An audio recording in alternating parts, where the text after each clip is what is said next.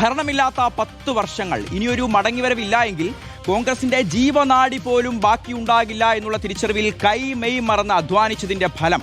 May 4-ാം തീയതി പുലരുമെന്നുള്ള പ്രതീക്ഷയിൽ അണികൾ അങ്ങനെ കാത്തിരിക്കുമ്പോഴാണ് തലപ്പത്ത് എപ്പോഴത്തെയും പോലെ അടി തുടങ്ങിയത് ഇത്തവണയും. എറണാകുളത്ത് നിന്ന് മുഖ്യൻ വേണമെന്ന് മുഹമ്മദ് ഷിയാസ് തുടങ്ങി വെച്ചൊരു ചർച്ച പിന്നെ അങ്ങ് കത്തിപ്പടർന്നു. ഒരു കാലത്ത് ഗ്രൂപ്പുകളിൽ വട്ടം കറങ്ങിയിരുന്ന പാർട്ടി ഇപ്പോൾ ചില നേതാക്കൾക്ക് പിന്നിൽ അണിനിരക്കുന്ന കാഴ്ച. ജനവിധി ഒന്ന് പുറത്തു വരട്ടെ, എന്നിട്ട് പോരെ ആരാകും മുഖ്യനെന്ന ചർച്ചകളെന്ന് പലരും തിരുത്താൻ നോക്കുന്നുണ്ടെങ്കിലും ഒന്നും ഫലം കാണുന്നില്ല. 3 പേരെങ്കിലുമുണ്ട് കുപ്പായം തയ്പ്പിച്ചു വെച്ചിരിക്കുന്നവർ. പരസ്യ പ്രസ്താവന പാടില്ല എന്ന് പരസ്യമായി നേതാക്കൾ പറയുന്നുണ്ടെങ്കിലും അണിയറ നീക്കങ്ങൾ അങ്ങനെയല്ല. ഓരോരോ കൂട്ടങ്ങളായി നേതാക്കളും മത്സരിച്ചവരും മാറിക്കഴിഞ്ഞു. ഏപ്രിൽ 9 വരെ UDF ഒറ്റക്കെട്ട് എന്ന് പറഞ്ഞിരുന്നവർ പല കെട്ടുകളായി. നേതാക്കൾക്കായി സൈബർ കൂട്ടവും സജീവം. ഇതിനിടയിൽ ഇതാ പോയി കോൺഗ്രസ് അധ്യക്ഷനെ കണ്ടിരിക്കുന്നു സാക്ഷാൽ കെ സുധാകരൻ. KCക്ക് വേണ്ടി മുഖ്യമന്ത്രിയാകണമെന്ന് ഖർഗയെ അറിയിച്ചുവെന്ന് പരസ്യമായി പറയുകയാണ് കെ സുധാകരൻ. കോൺഗ്രസ് എപ്പോഴും കോൺഗ്രസ് തന്നെയാണ്. വാക്കുകൾ: പാർലമെന്റിന്റെ അകത്ത് വെച്ച് കണ്ടതാണ്, സംസാരിച്ചതാണ്. രമേശ് ചെന്നിത്തലയെ ഞാൻ പറഞ്ഞിരിക്കുന്നത് അദ്ദേഹം ഒരു എക്സ്പീരിയൻസ് ആയ നേതാവാണ്, പാരമ്പര്യമായി കുറേ കാലത്തിൽ പഴക്കേണ്ട ഒരാളാണ്. ആ തലത്തിലാണ് അദ്ദേഹത്തെ കുറിച്ച് പറഞ്ഞത്. പക്ഷേ ഇവിടെ ഇപ്പം നമുക്ക് ആവശ്യം ചടുലമായ പ്രവർത്തനമാണ്. നമ്മളൊരു മുഖ്യമന്ത്രിയുടെ ഒരു സ്ഥാനത്ത് എല്ലാ കാര്യങ്ങളും കൈകാര്യം ചെയ്യാൻ സാധിക്കുന്ന കരുത്ത്, ഡിസിഷൻ അങ്ങനെയൊക്കെ വരുന്ന ആളുകളാണ് ഇപ്പം നമുക്ക് ആവശ്യം. കാരണം മുഖ്യമന്ത്രിയുടെ പോസ്റ്റിലേക്കാണ് വരുന്നത്. അതെ, അതാണ് എൻ്റെ കാര്യം. എൻ്റെ ഒരു അഭിപ്രായം എനിക്ക് എക്സ്പ്രസ് ചെയ്യാൻ പറ്റില്ലെങ്കിൽ പിന്നെ ഞാനെന്തിനാ ഇവിടെ ജീവിക്കുന്ന രാഷ്ട്രീയത്തിൽ? ഞാൻ മൈക്ക് വെച്ച് പ്രസംഗിച്ചിട്ടില്ല. നിങ്ങൾ മാധ്യമ പ്രവർത്തകരാണ്. എൻ്റെ മനസ്സിൻ്റെ ഉള്ളിലുള്ള ഈ വാർത്ത നിങ്ങളാണ് ജനങ്ങളിലേക്ക് കൊടുത്തത്. കെ സുധാകരന്റെ ഉന്നം എന്താണ്? KC കേരളം പിടിക്കുമോ? ചെന്നിത്തല കാത്തിരിക്കണോ? VD സതീശന്റെ അയോഗ്യത എന്താണ്? റോഷിപാലുണ്ട് നമുക്കൊപ്പം കൂടുതൽ വിവരങ്ങൾ നൽകാൻ. റോഷി, ഇതെന്തൊരു നാണക്കേടാണ്! എൻ്റെ പാർട്ടി ഇതെന്താണ് ഇങ്ങനെ? ഓരോ കോൺഗ്രസ് പ്രവർത്തകനും കഴിഞ്ഞ കുറേ ദിവസങ്ങളായി മനസ്സിൽ ഇത് ചോദിക്കുന്നുണ്ടാവും. ഈ പാർട്ടിക്ക് അല്ലെങ്കിൽ ഈ മുന്നണിക്ക് വോട്ട് ചെയ്തു പോയല്ലോ എന്ന് ഓരോ UDF പ്രവർത്തകനും കുറ്റബോധം കൊള്ളുന്നുണ്ടാവും. കാരണം പെട്ടിയിലിരിക്കുന്ന വോട്ടാണ്. മെയ് 4-ാം തീയതി മാത്രമേ അത് പൊട്ടിക്കൂ. അപ്പോൾ മാത്രമേ ഒരു തീരുമാനമാവൂ UDF LDF എന്നുള്ളത് പോലും. പക്ഷേ അടി തുടങ്ങിക്കഴിഞ്ഞു. എത്രയെത്ര മുന്നറിയിപ്പുകൾ ഹൈക്കമാൻഡ് അടക്കം ഇറങ്ങി മുന്നറിയിപ്പ് നൽകി. പ്രധാനപ്പെട്ട നേതാക്കൾ വീണ്ടും ഇത് നിർത്തൂ, നാട്ടുകാരെ കൊണ്ട് പറയിപ്പിക്കല്ലേ എന്ന് കെ മുരളീധരൻ എത്ര വട്ടം പറഞ്ഞു കഴിഞ്ഞു. പക്ഷേ വീണ്ടും ഇത് ആവർത്തിക്കുന്നത് എന്തുകൊണ്ടാണ് റോഷി? അന്ന് ഇനിയും വോട്ടെണ്ണാൻ ഏതാണ്ട് 2 ആഴ്ച സമയമുണ്ട്. പക്ഷേ ആ 2 ആഴ്ച കാത്തിരിക്കാൻ കോൺഗ്രസിന്റെ നേതാക്കൾ തയ്യാറല്ല. അവിടെ തർക്കം തുടരുന്നത് ഇപ്പോഴും മുഖ്യമന്ത്രി കസേരയ്ക്ക് വേണ്ടിയാണ്. UDF അധികാരത്തിലെത്തുമോ എന്ന കാര്യത്തിൽ തീരുമാനമാകേണ്ടത് മെയ് 4-ാം തീയതി വോട്ടെണ്ണൽ ഏതാണ്ട് പൂർത്തിയാകുമ്പോഴാണ്. ഉച്ചയോടടുത്ത് ഒരുപക്ഷെ ആര് കേരളം നാളുകളിൽ ഭരിക്കുമെന്ന് വ്യക്തത വരും. പക്ഷെ അതിനു മുമ്പ് തന്നെ UDFന് ഇത്തവണ വലിയ പ്രതീക്ഷയുണ്ട്. ഈ തവണ UDF തെരഞ്ഞെടുപ്പിനെ നേരിട്ടത് തന്നെ ഒരു നിലനിൽപ്പ് ഭീഷണി നേരിടുന്ന ഒരു ഘട്ടത്തിലാണ്. ഈ തവണ അധികാരത്തിലെത്താൻ കഴിഞ്ഞില്ലെങ്കിൽ UDF ശിഥിലമാകുമെന്ന ഒരാശങ്ക നേതൃത്വത്തിന് ഒന്നാകെയുണ്ട്. അതുകൊണ്ടാണ് ഈ തവണ ഐക്യത്തോടെ തെരഞ്ഞെടുപ്പിനെ നേരിട്ടത്. അതുതന്നെയാണ് ആത്മവിശ്വാസവും UDFന്. ഈ ആത്മവിശ്വാസത്തിലാണ് തർക്കങ്ങൾക്ക് തുടക്കമാകുന്നത്.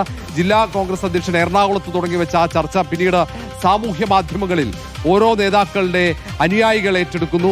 വലിയ രീതിയിൽ അവർ നേതാക്കൾക്ക് വേണ്ടി പ്രചാരണം നടത്തുന്നു. എതിരാളികൾക്ക് അടച്ചാക്ഷേപിക്കാനുള്ള നീക്കങ്ങൾ നടക്കുന്നു. അതിൽ ഏറ്റവും പ്രധാനമായും പ്രതിപക്ഷ നേതാവ് VD സതീശന് വേണ്ടിയായിരുന്നു വ്യാപക ക്യാമ്പയിൻ.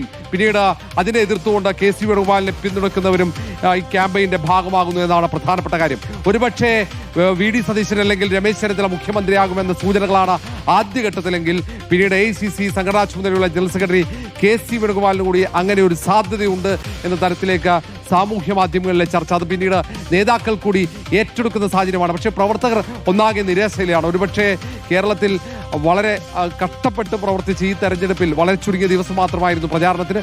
ആ ഘട്ടത്തിൽ പ്രതീക്ഷയോടെ അവർ കാത്തിരിക്കുമ്പോൾ നേതാക്കൾ അവിടെ മുഖ്യമന്ത്രി കസേരയ്ക്ക് വേണ്ടി തല്ലുകൂടുന്നു എന്ന ഒരു സങ്കടം ഇപ്പോഴും പ്രവർത്തകർ. ഒരു പ്രധാനപ്പെട്ട കാര്യം കൂടിയുണ്ട്. ഈ മെയ് 4-ാം തീയതി അന്നൊരു തീരുമാനം ഉണ്ടാവണം. അന്നിപ്പോൾ UDF അധികാരത്തിൽ എത്തുകയാണ് എന്ന് നമുക്ക് ഇപ്പോൾ തൽക്കാലത്തേക്ക് വിചാരിക്കാം. അങ്ങനെ വിചാരിച്ചു കഴിഞ്ഞാൽ ഹൈക്കമാൻഡ് ഇപ്പോൾ പല നേതാക്കളും പറയുന്ന പോലെ ഹൈക്കമാൻഡ് തീരുമാനമെടുക്കും. ഹൈക്കമാൻഡ് ഒരു തീരുമാനം എടുക്കേണ്ടി വരും. ഇപ്പോൾ 3 ഓപ്ഷനാണ് അവരുടെ മുന്നിലുള്ളത്. അത് KC, അതോടൊപ്പം VD, അതോടൊപ്പം RC. ഇതിൽ ഒരാൾ ഹൈക്കമാൻഡ് തീരുമാനിച്ചു കഴിഞ്ഞാൽ പിന്നീട് സംഭവിക്കാൻ പോകുന്ന എന്തായിരിക്കും? റോഷി, ഈ പറഞ്ഞ നേതാക്കളുടെ പ്രതികരണം എന്തായിരിക്കും? ഇപ്പോൾ ഇവർക്ക് വേണ്ടി അണിയറയിൽ ഇറങ്ങിയിരിക്കുന്ന നേതാക്കന്മാർ, അണികൾ, ഇവരുടെയൊക്കെ ഒരു പ്രതികരണങ്ങൾ പിന്നീട് എന്തായിരിക്കും UDFൽ കോൺഗ്രസിൽ സംഭവിക്കാൻ പോവുക?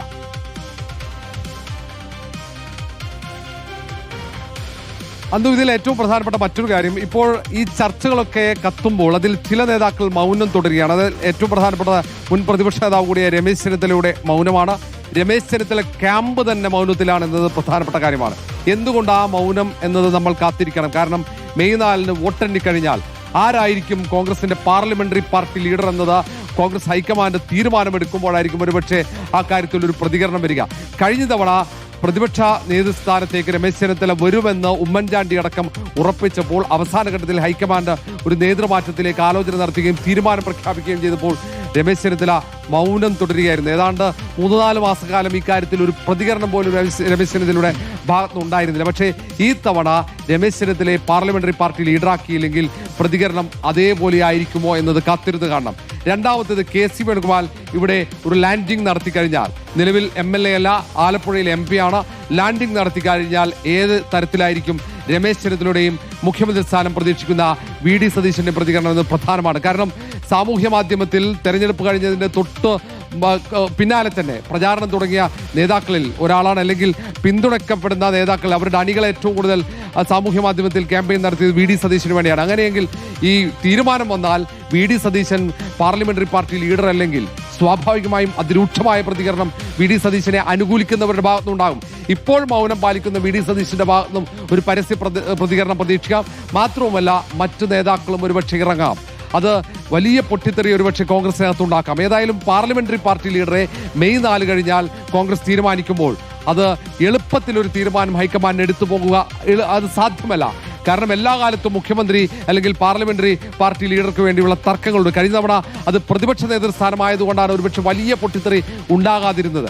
നേരെ മറിച്ച് ഭരണം ലഭിക്കുകയും മുഖ്യമന്ത്രി സ്ഥാനത്തേക്ക് വേണ്ടിയുള്ള ചർച്ചകളാണെങ്കിൽ അത് വലിയ ഭൂരിപക്ഷമാണെങ്കിൽ ഒരുപക്ഷെ ആ മുഖ്യമന്ത്രി പദത്തിലേക്ക് ആര് വരണം, പാർലമെന്ററി പാർട്ടി ലീഡർ ആരാണെന്ന കാര്യം അത് ദിവസങ്ങൾ നീണ്ട ചർച്ചകൾ വിവരങ്ങൾ നൽകിയത്. അപ്പോൾ അടിവെട്ടാൻ പോയിട്ടേ ഉള്ളൂ, അടി തുടങ്ങാൻ അല്ലെങ്കിൽ അടി കാണാനിരിക്കുന്നതേ ഉള്ളൂ എന്നുള്ളതാണ് അപ്പോൾ വസ്തുത. എന്താണെങ്കിലും അണികൾ ഇതൊന്നും, കോൺഗ്രസിന്റെ അണികൾ UDF-നെ സ്നേഹിക്കുന്ന ആളുകൾ ഇതൊന്നും ആസ്വദിക്കുന്നില്ല എന്നുള്ളതാണ് വസ്തുത. ഒന്ന് നിർത്തൂ കോൺഗ്രസ്, ഒന്ന് നന്നാവൂ കോൺഗ്രസ് എന്ന് ആവർത്തിച്ച് അവർ പറയുന്നുണ്ട്. മെയ് 4-ന്റെ റിസൾട്ടിനായി, അന്നത്തെ ദിവസത്തിനായി നമുക്ക് കാത്തിരിക്കാം.